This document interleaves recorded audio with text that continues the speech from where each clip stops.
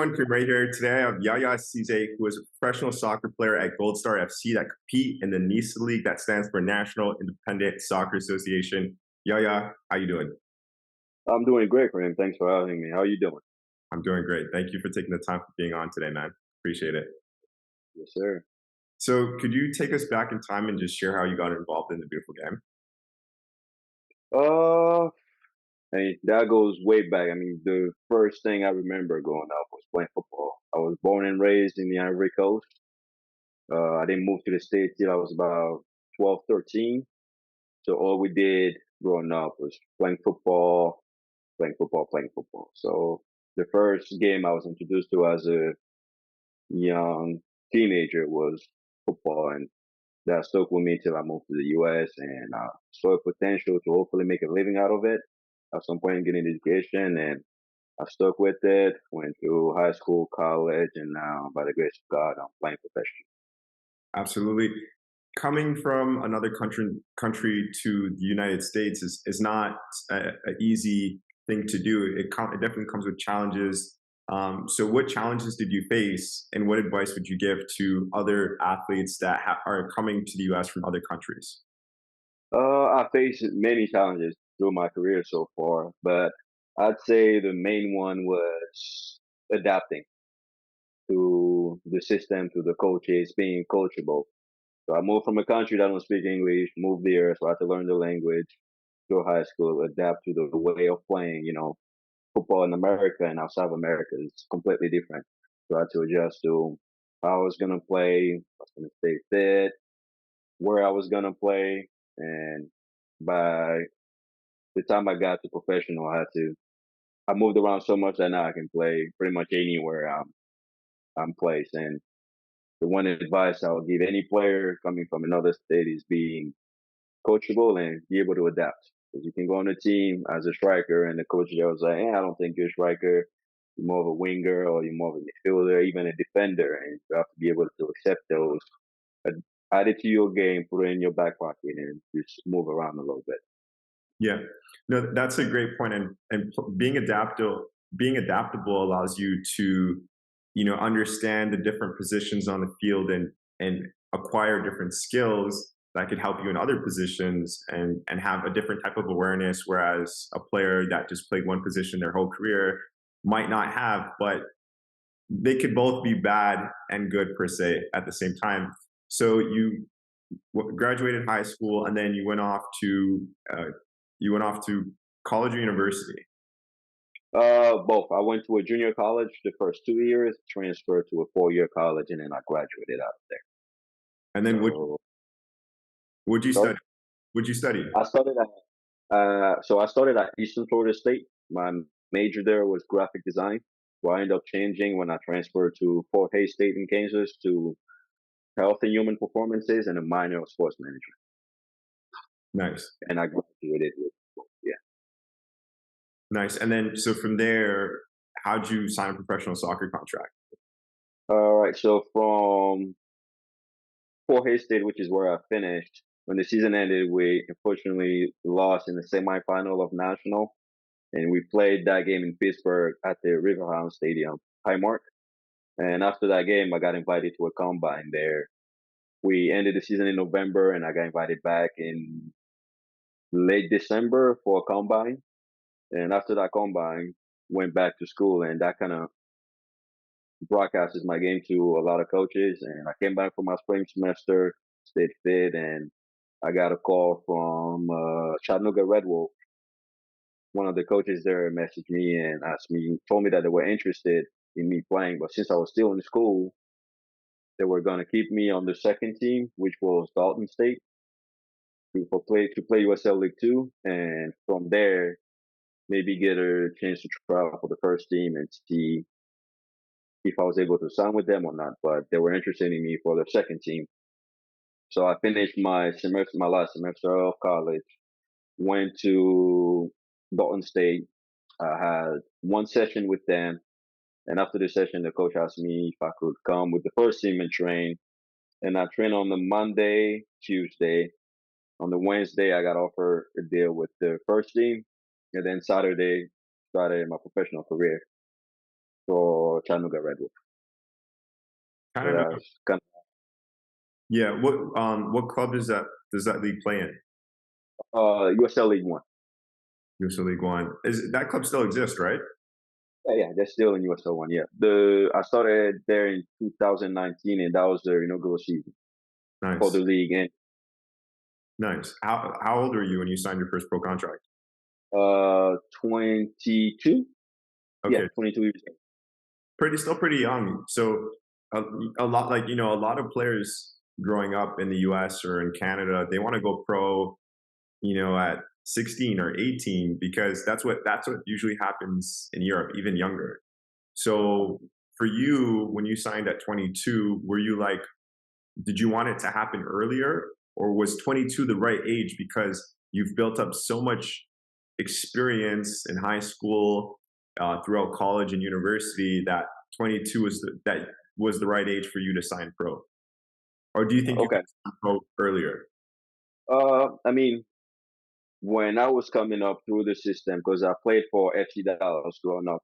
I grew up in Dallas, so I played for FC Dallas, the select team, and then I moved up to the academy system. And the culture then for your soccer was play high school or play academy, go to college, get the experience, and come back and play professionally. Because all those teams, especially if you're associated with an MLS team, they have your right, and you can come back and sign a homegrown if you were good enough, or hopefully come on the reserve team and from there get tryouts and move up from there. So the whole philosophy when I was coming up was going in to get the experience. So for me, signing early wasn't it wasn't really a goal of mine. My goal was to go to college, get a degree, and do good enough to get a deal after college. So for me, signing right after college was the perfect scenario that could have happened. I Wow. Yeah. mean, if we could have flipped the switch and he was in this era, I believe from the academy with the way football works now with the stats and everything that happened back then, I could have just skipped college and went straight to the MLS next or USL. Because nowadays you see kids 14, 15, 16 getting pro deals or amateur deals straight out of high school or academy. Well, when we were coming up to the system, it wasn't like that. It was you have to go to college, get the experience, and then come back and hopefully stay with the reserve or sign with the first team, depending on how good you were. And those teams, if you weren't good enough, will probably bring you down to a USL team, send you out on loan, or even Europe, which was the case for guys like Pepe. Young age, got signed, played a little bit for the second team for FC Dallas, came back, played a little first team games, and then here he is in Europe. So I think for me, it worked out perfectly. Went to college, got the experience that was needed, adapt to the scenarios I needed to adapt, and then from there, I signed right after. Yeah, that's amazing. Yeah, that makes sense. I think now where soccer is in the US is it's definitely evolved, and clubs are way more developed, especially with the way their stadiums are now, their teams, their front office. And as you mentioned, you said they're signing younger and younger players, which is really good for the US market, soccer market. Um, when you signed your first professional soccer contract, how did you feel and what changed? Uh, I mean, mine was so rushed that I didn't really. The only excitement I had was when I got the call and it's like, hey, because I got there I got to Tennessee on a Friday. Played a scrimmage on a Saturday. Red Sunday, Monday. I had a first team training in the morning, second team training in the evening. Tuesday, only had a first team training, and Wednesday I got offered a deal. So I didn't really have time to process everything because everything was so cramped together. And Saturday I played my first game. So it was all rushed. I didn't have time to process. Oh my God, I'm about to go pro. It was just that first phone call was I think it was around noon after a training session. So I was taking a nap and I get a phone call, pick it up, and it was the GM, Sean McDaniels for Red Wolf. And he was like, hey man, what are you up to? And I was like, no, I'm just in the apartment, relaxing. We just had practice. And he's like, he asked me two questions. Are you a green card holder or an American citizen? And you have that with you? And I was like, yes, sir, I am. I have a green card and I have that with me. Like, can we sit down and have a cup of coffee? And I was like, absolutely. So I literally got dressed, took my stuff, went and sat down, met him, and he was like, hey, we saw you play yesterday, and we heard some good things about you, and we think you can help the first team. And I was like, yeah, absolutely. And he wrote down what they had planned for me on a napkin, turned it around, and was like, how's that sound for you? And I didn't even, honestly, I didn't read it. I just was like, are you offering me a deal? He was like, yeah, we want you to stay with the first. And I was like, I'm on. I'm on. I don't care how much it is, how long it is. I'm in. I didn't even read the thing. It's like, okay, so we'll write this up. I'll have it for you on Wednesday. And he's like, do you want to have a big announcement up front of the posters and stuff? And I was like, nah, just bring it to the locker room in the morning. I'll sign it and done it because I didn't want to change your mind or something weird happen in between. And he was like, okay, done deal. I'll have the contract written up and then I'll have it for you in the morning. And I went home, went back to sleep. He told me, don't go to training with the second team in the evening, but you're done with that. You're just with us now. So I went to training. I didn't train, and the coaches already knew. So we circled up and he announced it to the team. In the morning, I showed up to the locker room. He had my contract. I literally sat in the lobby, signed everything, gave it to me, and went straight to training. So it was excitement for like an hour or two. And then after that, it was all right. I got to go back to work. I got to keep a spot or try to squeeze in and show that I can honestly deserve a contract. And that was it. Yeah, no, that's such a cool story because I've heard so many different stories. So this one's a bit unique in that regards, grabbing coffee, looking at the deal, agreeing to it. And I really like the point where like I'm the same way like you, you just want to get it done there and that. You don't need a big announcement and stuff like that. I'm on the same page with you. So you didn't really did you get to celebrate this achievement or were you just like back to work mode and just grinding? He was straight back to because the next day we literally had training the next morning. So there was no celebrating. I mean, I called my family, I called my mother, and I told her dad celebrated for me. My Yeah. mom lived in Germany. She was dancing and she opened a bottle of champagne. I was like, well, I can drink with you, but enjoy it. And that was the only celebration I had. Everything just happened quick like Ah, that. yeah, no, Yeah. that's really cool. So then when you signed your first pro contract, what changed for you in regards to interactions with family, friends, what your day to day looked like and how you felt? Uh, Honestly, till this day, nothing really changed other than I'd say the status of being a pro. Other than that, I mean, the group I signed on to was full of veteran players. Like that team was stacked with. I mean, I don't know if you know Ayman Zayed, the head coach for Northern Colorado in the USL One. What's his name? Ayman Zayed. I'm not too sure. Yeah, but now he's the head coach now for USL One squad. He was a starting striker. Like everyone was 34, 35, 36.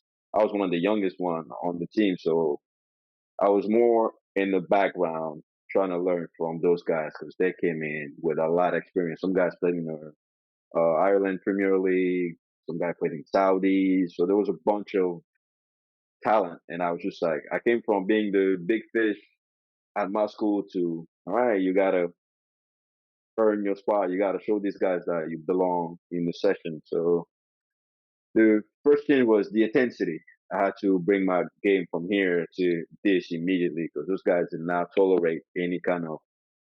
Every training session was hard work, and that was really the only change. Other than that, I'm still the same guy. I go to training, come back, do the same thing I was doing. Nothing really changed outside of the field. All the changes was inside the intensity, the work ethic, the coachability, how to be able to listen and take criticism from people. Like, hey, you're not in college anymore. This is not college issues. People are fighting for a living here. So you can just come in and be nonchalant. You have to put in the work to earn a spot on the weekend. Yeah, absolutely. You know, being the youngest one there and going up against the veterans, guys that have been there for a while, what are three takeaways that you really took away from them that you applied to your life, whether that was on the field or off the field? Uh, well, number one will be listen, especially if you're young and on a team full of experience. We had I don't know if you know Richard Dixon. He plays for Chattanooga FC in the NISA League. Yeah, national team experience, USL experience, all this stuff. And the one thing to me is I just listen when guys come in and give you criticism, be able to listen and adapt it to your game. You don't have to go back and forth with them. Oh, I'm not used to doing it now. Just take it in. Whether if you think it's good or bad, take it in, take the positive out of it with the negative aside so you have a blueprint of what to do, what not to do. But I feel like some guys will get in there and they'll feel like, I got you on my own. You can't tell me what to do. I'm just gonna figure it out myself. And the one thing, number one, was listen. You don't have to always open your mouth and go back and forth. Someone comes to tell you, "Hey, you're a winger. Maybe try to do this, try to do that." You say, "All right, got you. I'll adapt. I'll add it to my magazine and be more open to the game." The second thing will be coachable. Not every coach is the same. Not every team is the same. Not every league is the same. So wherever you go, whatever you do, be coachable. Be able to, not that you have to be always Mr. Right or Mr. This, but if you go on a team with a different coach, be able to take whatever they give you, whatever system they want to play. You got to buy into the system or it's not going to work. You got to be able to adjust and adapt wherever you go. And the third one was don't burn bridges. Wherever you go, whatever team you go to, regardless of what happened, if you were happy or not, leave every scenario or every team you go to with a smile on your face and a good, uh, how do you say it? A good picture of yourself. So tomorrow nobody will have anything negative to say about you or anything bad, even if you weren't happy. With a smile on your face. If something needs to be said, respectfully say it, but do not burn any bridges because, especially here in America, everything catch up to you at some point. Wherever you played yesterday will affect you tomorrow. So if you burn a bridge yesterday, wherever you're trying to go tomorrow, if they call out, you know, this guy was a poison here, don't do it. And whatever you did yesterday is now affecting your tomorrow. So those are definitely my top three. No, those are really good points that you mentioned. I like the the context you shared, and those 3 points are really valuable points.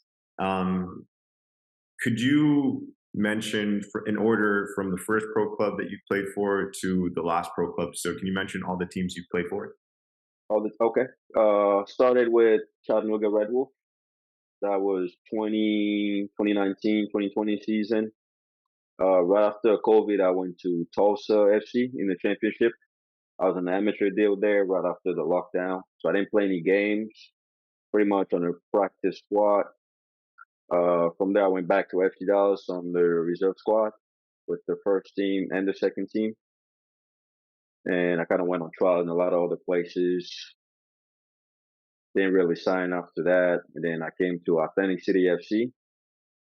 I think you had a chance to talk to one of the owners. Yeah. Yeah. Played 2 seasons there. And then from there, I signed with Gold Star. Nice. I actually just met Andrew yesterday at SoccerX. Yeah. So, Oh, yeah. no, yesterday was Thursday. Sorry, Wednesday Yeah. at SoccerX. So yeah, I got a chance to meet him. I'll send you the post. I actually took a picture with him too, so it was nice. So you played in how many pro teams have you played with in total, number wise? Uh, Total three. 3 pro teams. So, and then in regards to those 3 teams that you've played with, if you don't mind saying, which team was your favorite team to play with and why? Uh, I'd say, well, even though I didn't play any games at FC Dallas, he was setup wise and everything was perfect. I feel there was, I mean, it's an MLS club, so that standard was very high. From showing up to training an hour and a half early to your preparation before training to the training itself and your recovery after the meals and everything that we did to be able to perform at our highest was top class. From from everything, every little details was carefully planned, and you were treated like an actual professional. They gave you anything you needed to perform at your best, so you had no reason to say, "Oh, I didn't practice at my best today because of this, because of that. Everything was set up for you to be at your top level at all times. Second will be Tulsa FC. Same thing, and it might be because of the divisions or the funding, but everything at Tulsa was perfect too. From housing to training to everything, everything was perfect. Uh, the NISA clubs, because I've hopped around in some NISA club. I didn't sign. I was at Stumptown. I didn't sign there because the season was pretty much ending, and I was promised to come back, but the club folded right after. I was at Chattanooga FC, the NISA club as well, and all those clubs were they're good clubs. They had everything, but again, it's a lower division, so the expectation is not. I mean, you expect it to be a pro at every level, but you didn't really have the resources that those other clubs had, and you can't really compare. It's night and day when you compare FC Dallas to a NISA club. The gap is massive. Same thing with USL Championship to NISA. It's a big gap. But I feel like some of those clubs are pushing to get up, and I think it all comes to budget and how everything's organized. I mean, talking about $1 million club compared to a few 100,000, so there's a big gap. Yeah, for sure. Um, you know, it would be pretty cool to see promotion relegation in the U.S. Um, but based off the leagues, their structures, it doesn't seem to be possible. That's why it hasn't happened yet. But Right. you've had experience in the MLS, USL Championship, USL One, and NISA, right? Sure. So those are all the existing professional soccer leagues in the U.S. So that's pretty cool. Um, what would you say is your plan for the future in regards to you know for your playing career and then after your playing career? I mean, personally, I think I still got a lot of playing left in me. It's just I'm following whichever route God puts me in.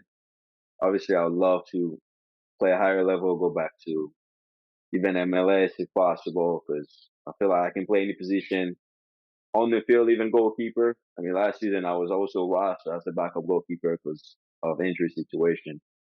So my goal is to go back and play a higher division. If not, I don't mind staying in NISA or back to USL, back to USL champ. Either way, but I think I still got a few more years to play under my belt. And after playing, I want to coach. Feel like I've been around a lot. I've seen a lot of things. I've adapted to a lot of situations to where I can teach a lot of young guys.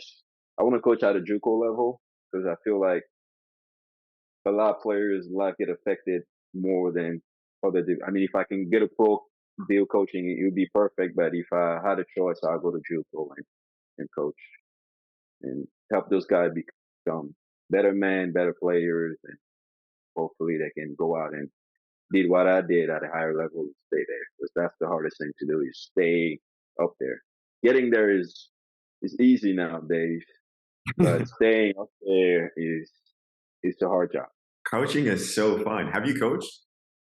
Yeah, yeah. I've here before I left Atlantic City when the season ended. Even during the season, I was coaching for a club named Mainland United here in New Jersey, coaching U13 to 14, and did a gig as an assistant coach at a junior college here at Cape, Maine. And even this season, I had a little injury, and I was able to stay with the coaching staff at Gold Star and kind of see how they run things. And at certain points, they let me run some of the sessions, and it's amazing to be able to get a group of guys, give them instruction on how to beat an opponent, and when that group of guys buy into the program and buy into the system, it just you can see everything that you put in your head and on paper just come out in person, and it's a good feeling, and it's good to see guys learn from what you've done or what you've been through and being able to apply that on the field and in their life. So I love coaching. It's something I think I can do for a long time. Yeah, no, it's really fun, really fun. I enjoy it myself too, and that's great to know that you have a plan after your playing career because as a professional athlete, sometimes they're not as long as we want them to be. But I know there's guys out there that sometimes don't plan for after playing. So it's really good to hear that, and I think that's very important for us athletes to plan for after our playing career, and to also do another thing that we love, because I think playing soccer at the highest level is like top tier, and then anything else after that would fall under that. But if you plan forward, then it could be as good as playing, so that you're happy afterwards. Um, I want to end off on some fun questions. But before we end on some fun questions, was there anything that I missed something? What advice would you give to up and coming athletes that want to go pro? That's that's a hard one because I mean it's a simple one. It would be just put in the work, whatever wherever you at, because you never know who's watching, who's around, and all comes down to don't burn bridges, don't be lazy. So even if you play UPSL and you have aspiration to one day sign a professional deal, put in the work wherever you are. You never know who's watching. Whatever that clip of that game is going to end up one day, and somebody might see it and say, "Hey, this guy, I can give this guy a chance, and I think he's going to do it." So put in the work, off season, in season, and again, don't burn bridges because your today will affect your tomorrow, and vice versa. So Yeah, yeah, that ends up in two advice, but yeah, don't burn bridges and put in the work. You never know what's watching. You absolutely. never know what's watching. Yes, sir. Absolutely. Well, yeah, I really appreciate you taking the time for joining me on the One Soccer Nation podcast today. Thank you for having me. I appreciate that.